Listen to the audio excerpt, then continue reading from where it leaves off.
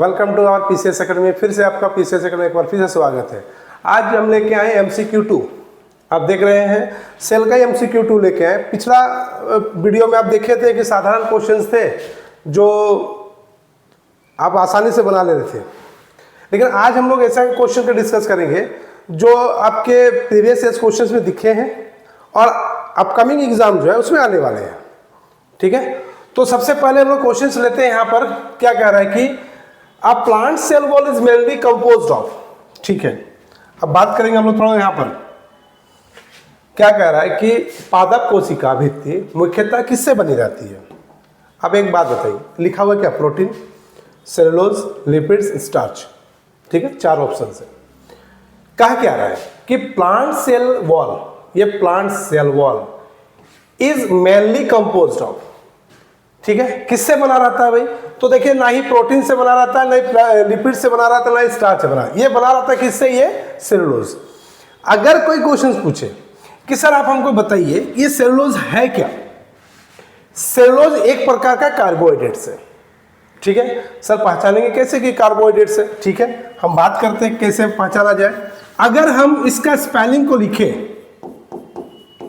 Cellulose, ठीक है, अगर और एक स्पेलिंग लिखे जाए ग्लूकोज, ठीक है, और एक स्पेलिंग लिखते हैं माल्टोज, ठीक है, एक और लिख लेते हैं माल्टेज। ठीक है, अब एक बार स्पेलिंग में हम लोग ध्यान देंगे। सबसे पहले आपका लास्ट वाला पार्ट देखिए, क्या लिखा हुआ है? OAC। इसका लास्ट में भी क्या लिखा हुआ है? OAC। इसका भी लास्ट में लिखा है क्या हुआ है? OAC। लेकिन इसके लास्ट में क्या लिखा हुआ है? AAC। एक बात याद रखिएगा, इस वीडियो में आपको बहुत सी जानकारी, ऐसी जानकारी मिलेगी जो आप जानते हैं तो ठीक है, नहीं जानते तो एक बार वीडियो को जरूर देखिएगा, अच्छे से देखिएगा। ये OAC लिखा हुआ है, जिसके भी लास्ट में OSE लिखा हुआ रहेगा, जिसके भी लास्ट में OSE लिखा रहेगा, that is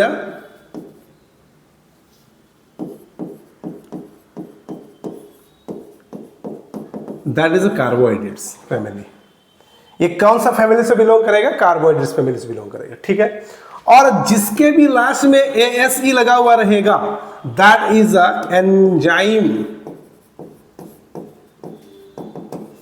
that is enzyme family. तो सबसे पहले क्वेश्चंस क्या हुआ कि पादप कोशिका जो है, भित्ति जो है, वो किससे बनी रहती है? A plant cell wall is mainly composed of cellulose. Cellulose क्या है? तो सेलुलोज एक प्रकार का क्या है? कार्बोहाइड्रेट से। ठीक है, पहला क्वेश्चन हो गया। नेक्स्ट क्या कहता है क्वेश्चंस कि the metal found in chlorophyll. ठीक है, आप लास्ट वीडियो एक बार फिर से देखिएगा, क्लोरोफिल के बारे में हमने जिक्र किया है। ये क्लोरोफिल जो है, क्लोरोफिल में कौन सा धातु पाई जाती है? क्लोरोफिल में कौन से धातु पाई जाती है? ठीक है, लिखा हुआ क्या? मैग्नीशियम, कोबाल्ट, आयरन और निकेल। इसका देखिए, ये वाला आपका BPSC 2021 का क्वेश्चन कहता क्या है? इसका आंसर मैग्नीशियम।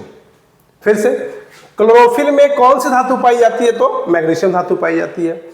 क्लोरोफिल जो है, इसमें कौन सा पिगमेंट पाया जाता है? तो ग्रीन पिगमेंट पाया जाता है, जिससे फोटोसिंथेसिस होती है और प्लांट अपना खाना बनाती है। ठीक है, नेक्स्ट क्वेश्चन में फिर से क्या कहती है? देखिए, लास्ट क्लास में मैंने बताया था क्या? ओमनीसेलुलर ऑसिलेला। क्या कहता है? The introduce the concept of ओमनीसेलुलर ऑसिलेला। सबसे पहले इसके बारे में जानिए। ओमनीसेलुलर ऑसिलेला क्या कह रहा है? Omni is a pre existing.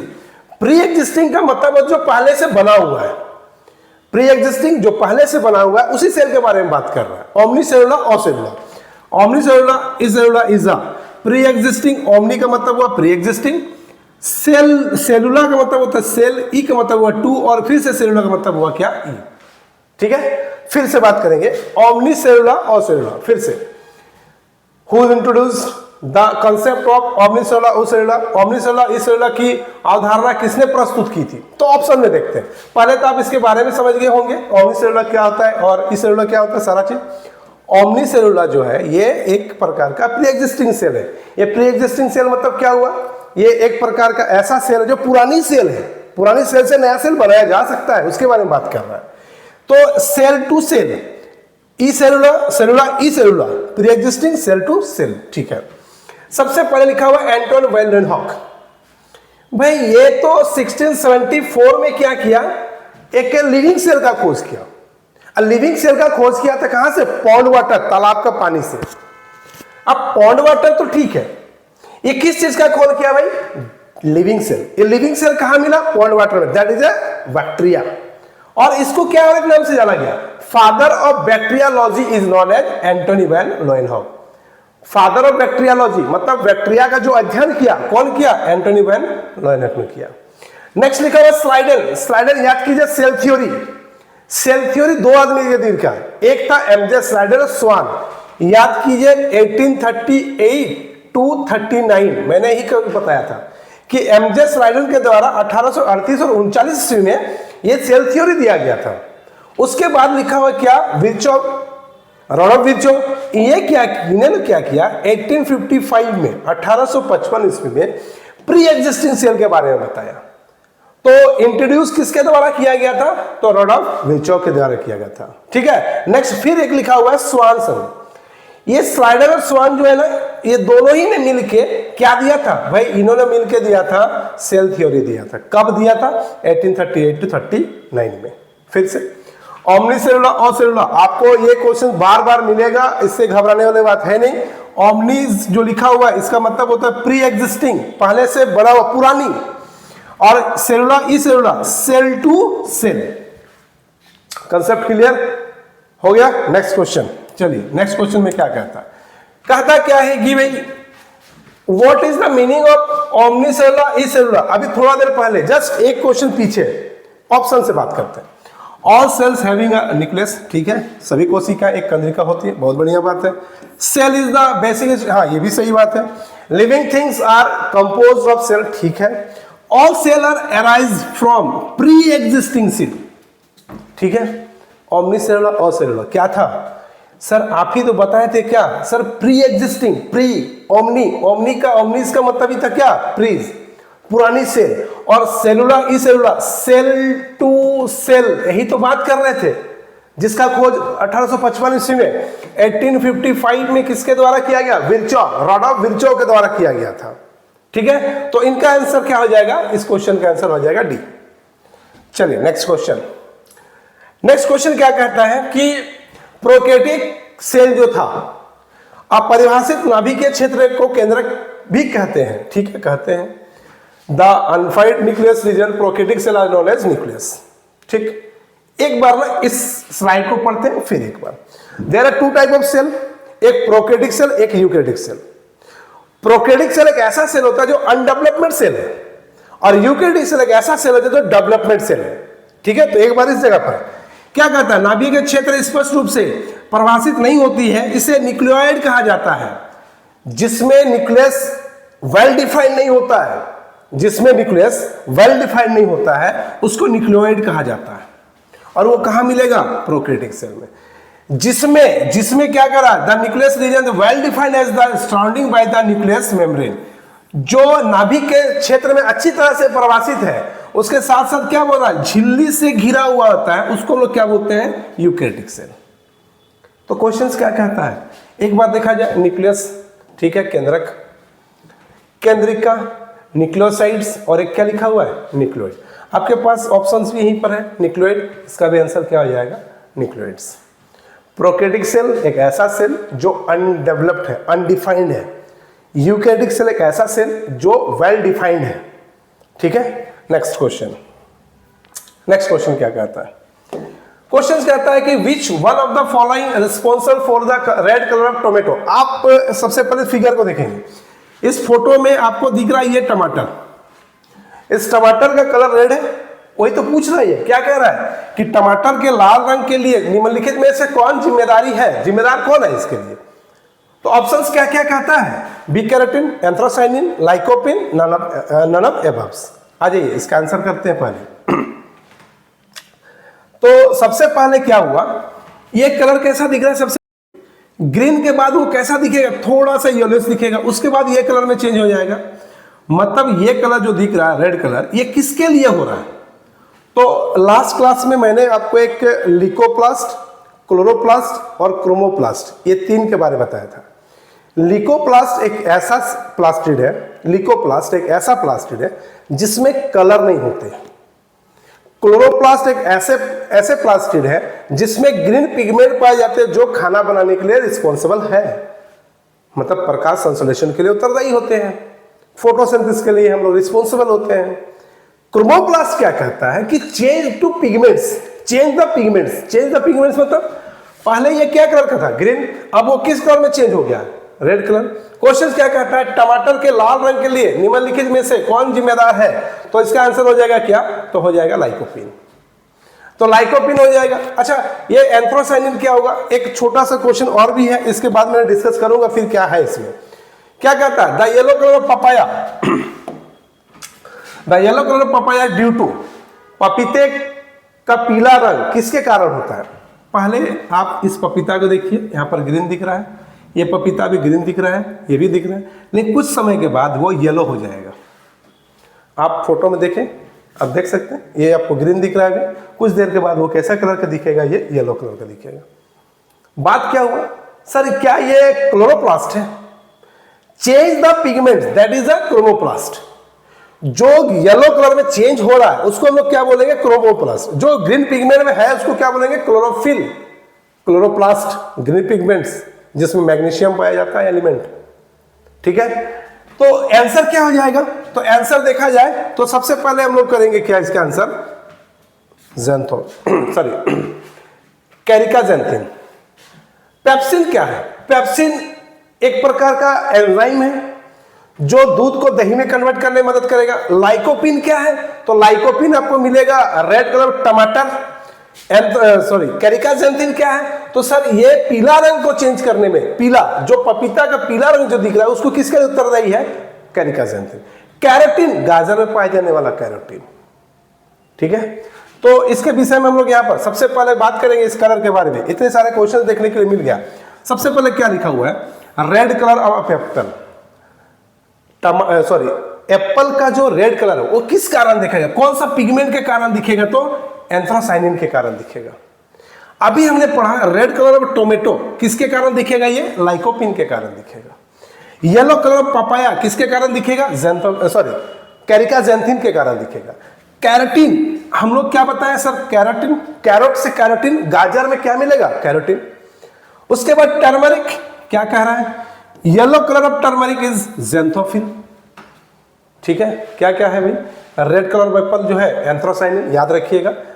Red colour of tomato lycopene, red colour of papaya caricaxanthin, carrot carotene, turmeric xanthophyll, हो जाएगा याद। चलिए नेक्स्ट क्वेश्चन की ओर बढ़ते हैं। नेक्स्ट क्वेश्चन क्या है, लाइकेन और complex cultures made from. Lichen एक जटिल जीव है जो, जी हाँ, लाइकेन क्या होता है सर, फंगी और एल्गी को अगर मिला दिया जाए तो क्या लाइकेन बनेगा, बिल्कुल लाइकेन बनता है सर। ये लाइकेन जो है, लाइकेन दो चीज से, एक हो गया आपका क्या फंगी और एक हो गया आपका एल्गी, ये दोनों चीज से जो मिलके बनता है उसको बोलते हैं लाइकेन, ठीक है। लाइकेन जो है, ये लाइकेन का यूज कहां किया जाता है, तो फिट्स मेडिसिन। फिट्स मेडिसिन का मतलब होता है जो मिर्गी का दवा होता है उसको यूज करने के लिए फिट मेडिसिन का यूज किया जाता है, ठीक है। नेक्स्ट क्वेश्चन क्या कहते हैं कि लाइकेन जो नंगे चट्टान पर परिस्थिति की उत्तरदायी के कारण आरंभ करने में सक्षम है, वास्तव में एक सहजीवी संघ है। भाई अभी बात किए लाइकेन, ठीक है। ये लाइकेन क्या था सर, एल्गी और फंगी का मिला हुआ भाग को हम लोग क्या कहते हैं, एल्गी कहते हैं, जी हाँ। आंसर क्या हो जाएगा इसका, एल्गी आंसर हो जाएगा, B number answer. Next question, plasma membrane is build of, ठीक है, प्लाज्मा मेम्ब्रेन। चलिए बात करते हैं प्लाज्मा मेम्ब्रेन। तो सबसे पहले बात करते हैं protein, lipids and carbohydrates. What is the carbohydrates, sir carbohydrates एक प्रकार का इंस्टेंट एनर्जी है। इंस्टेंट एनर्जी कहने का मतलब क्या हुआ, आपके पास ग्लूकोज है जिसमें C6H12O6 ये उसका फॉर्मूला है। सर कार्बोहाइड्रेट्स एक प्रकार का ऐसा ये है जिसमें कार्बन, हाइड्रोजन और ऑक्सीजन मिला हुआ है, जिसका अगर रेशियो पूछा जाए तो रेशियो 1:2:1 का रेशियो में होगा। मतलब कार्बन, हाइड्रोजन और ऑक्सीजन 1:2:1 का फॉर्म में होगा।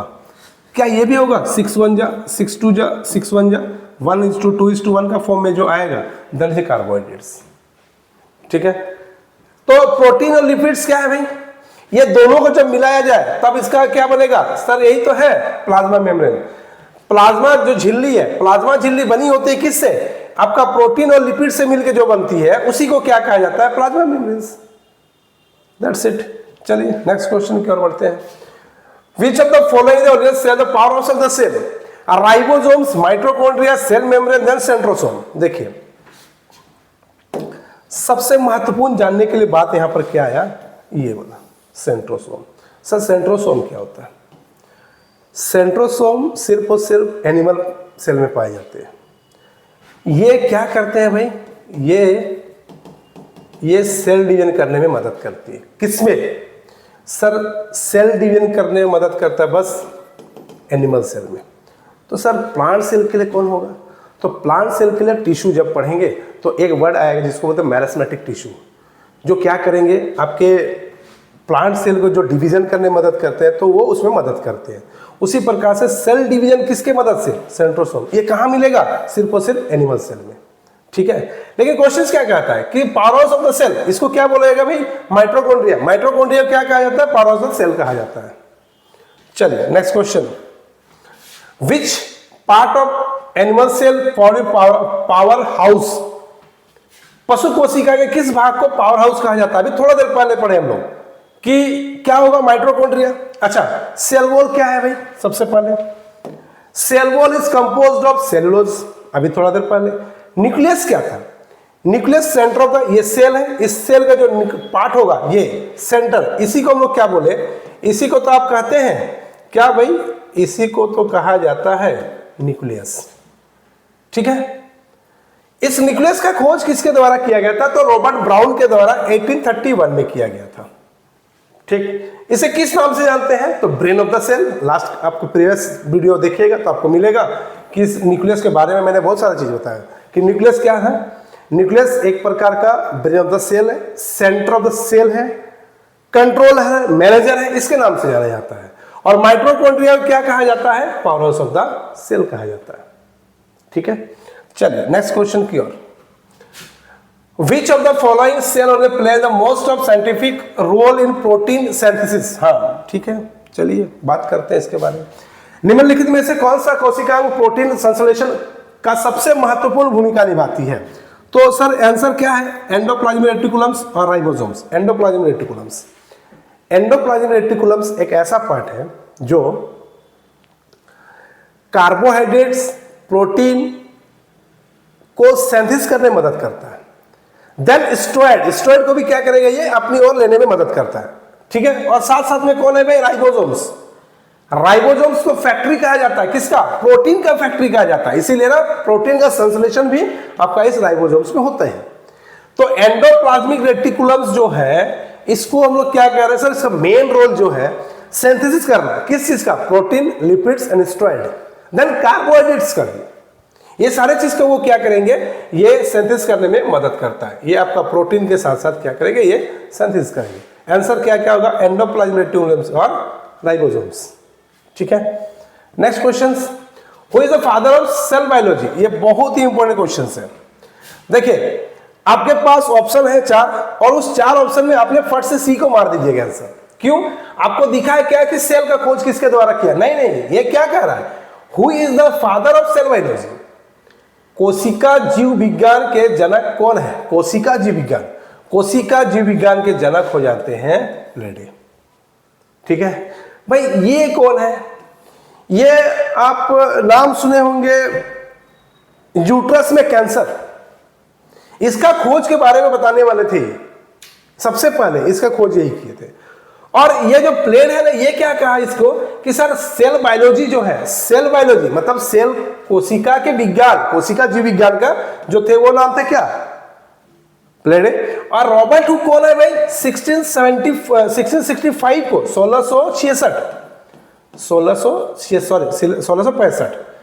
1665 को इन्होंने क्या किया, एक करके बताया था।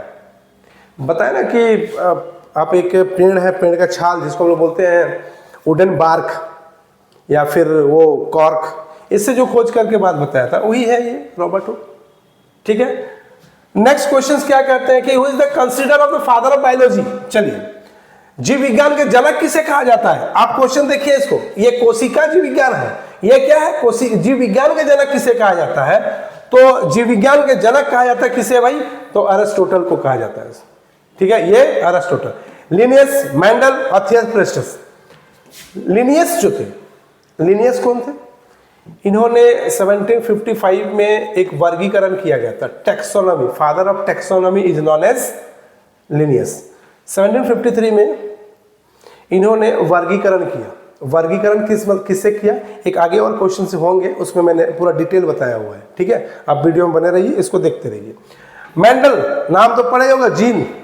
और थियोफ्रास्टस, थियोफ्रास्टस के बारे में भी आपको बताएंगे, जस्ट एक लाइन और, एक क्वेश्चन और, थियोफ्रास्टस। चलिए आगे गया। The father of modern cytology. Modern, modern मतलब आधुनिक। आधुनिक कोशिका विज्ञान की खोज किसके द्वारा किया गया? तो सबसे पहले लिखा हुआ है क्या? लेवेनहॉक। इन्होंने 1674 में किस से खोज किया भाई? तो इन्होंने लिविंग सेल का खोज किया था, जिसको नाम क्या था भाई? बैक्टीरियोलॉजी। कहां से खोज किया था? तो पाउंड वाटर। और रॉबर्ट हुक 1665 में खोज किया था क्या चीज का? डेड सेल का। और सीपी स्वानसन जो है, इन्होंने क्या किया? इन्होंने ही किया था क्या? इस मॉडर्न साइटोलॉजी का खोज। और ये एके शर्मा कौन है? अरुण कुमार शर्मा। ये एके शर्मा जो है, ये इंडियन साइटोलॉजी, याद रखिएगा। ये एके शर्मा जो है, ये इंडियन साइटोलॉजी है, जो इंडिया में एक ऐसे आदमी है जो साइटोलॉजी के बारे में बताए। तो सबसे पहले ना, ये साइटोलॉजी क्या है?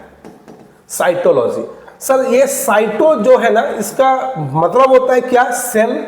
और ये जो लॉजी लिखा हुआ है ना, इसका मतलब होता है स्टडी। तो जो सेल का स्टडी करेगा उसको हम लोग क्या बोलते हैं? Cytology.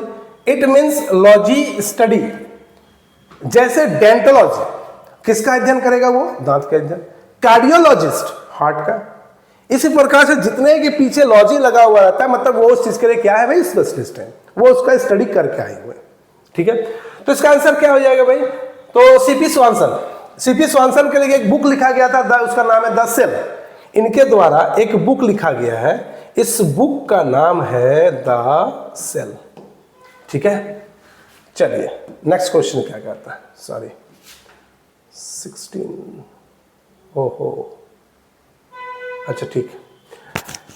Is known as the father of cytology. जी हाँ, को कोशिका विज्ञान के जनक किसे कहा जाता है? आप कंफ्यूज मत होइएगा। सबसे पहले देखिए क्या कह रहा है? कोशिका जीव विज्ञान का खोज प्लेट ने किया। जीव विज्ञान के जनक किसको कहा गया? अरिस्टोटल। कोशिका विज्ञान के जनक किसे कहा गया? तो रॉबर्ट हुक, याद रखिएगा, ठीक है। ये रॉबर्ट हुक आंसर हो जाएगा। नेक्स्ट 17 का क्या है? The father of modern cytology known as CP Swanson. CP Swanson modern cytology की खोज करने वाले हैं। 18 the term biology was composed by, या फिर कोलाइड वाइज। सबसे पहले ये जो दिख रहा है द टर्म बायोलॉजी, इस बायोलॉजी टर्म को सबसे पहले किसके द्वारा लिया गया था? जीव विज्ञान शब्द किसके द्वारा गढ़ा गया था? तो लिनियस, तो भाई 1753। एरिस्टोटल, याद कीजिए एरिस्टोटल कौन थे, ठीक है। थियोफ्रास्टस, ये भी एक जनक है। इसका आंसर क्या हो जाएगा? लेमार्क। क्वेश्चन क्या कह रहा है? द टर्म बायोलॉजी वाज, ये बायोलॉजी शब्द का प्रयोग सबसे पहले किसने किया था? लेमार्क ने। अगर पूछेगा सर कब किया था, तो 1801-202, 1801 और 1802 ईस्वी में एक लेमार्क नाम के आदमी थे, जिन्होंने क्या किया? इस बायोलॉजी का शब्द किया। जैसे ये बायोलॉजी है, बायोलॉजी, ठीक है। ये बायोलॉजी जो है ना, ये ग्रीक वर्ड, दो ग्रीक वर्ड से मिलकर बना हुआ। जैसे ये बायो प्लस लॉजी, ये बायो मीन्स होता है क्या? That is a life. Logy मतलब क्या हुआ? That is a study. किसका स्टडी किया भाई? लाइफ का स्टडी। जो लाइफ का स्टडी करेंगे उसी को क्या कहा जाता है? बायोलॉजी। इस बायोलॉजी टर्म का प्रयोग सबसे पहले किसके द्वारा किया गया? लेमार्क। और कब किया गया था? तो 1801-1802 ईस्वी में किया गया था, ठीक है। चलिए नेक्स्ट क्वेश्चन की ओर बढ़ते हैं। नेक्स्ट क्वेश्चन से पहले इस क्वेश्चन में कुछ डिस्क्राइब किया जाता है। Aristotle is the known as the father of biology, ठीक है। Father of zoology is known as the Aristotle. देखिए अरिस्टोटल जो है इसको फादर ऑफ बायोलॉजी और फादर ऑफ जूलॉजी दोनों कहा जाता है, ठीक। थियोफ्रेस्टस जो थे, ये थियोफ्रेस्टस फादर ऑफ बॉटनी। अभी बार बार आपके पास ये थियोफ्रेस्टस आ रहे थे ऑप्शंस में, तो थियोफ्रेस्टस क्या है? Botany, father of botany. अगर फादर ऑफ बायोलॉजी कहा जाए तो क्या बताओगे? अरिस्टोटल। फादर ऑफ जूलॉजी कहा जाए तो क्या बताओगे? अरिस्टोटल। थियोफ्रेस्टस जो थे ये कौन थे? ये बॉटनी के फादर हैं। Father of botany is known as Theophrastus, जिन्होंने क्या बताया था? वर्क ऑन प्लांट्स के बारे में बताया था, बहुत सारे काम किए। लिनियस क्या था? लिनियस ने एक टैक्सोनॉमी के बारे में बताया। ये साइंटिफिक नेम क्या कहता है? देखिए ये लिखा हुआ ह्यूमन बींग्स। ह्यूमन का साइंटिफिक नेम क्या था? होमो सेपियंस। आपको लिखा हुआ मिल रहा है। इस नेम के पीछे में कुछ छोटा सा क्लू छोड़ा हुआ है। ये नाम दिख रहा है, ये जो एच है, क्या ये कैपिटल है और ये क्या स्मॉल है? जब कैपिटल लेटर से स्टार्ट होते हैं उसको बोला जाता है क्या? जीनस। जो स्मॉल लेटर में लिखा है उसको क्या कहा जाता है? स्पीसीज।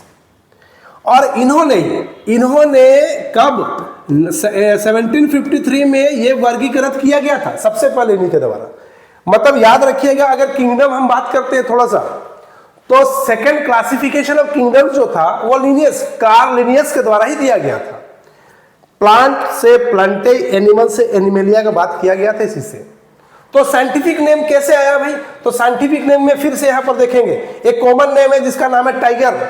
इस टाइगर का साइंटिफिक नेम आप देख सकते हैं, ये पी जो लिखा हुआ है, क्या ये पी कैपिटल लेटर में है?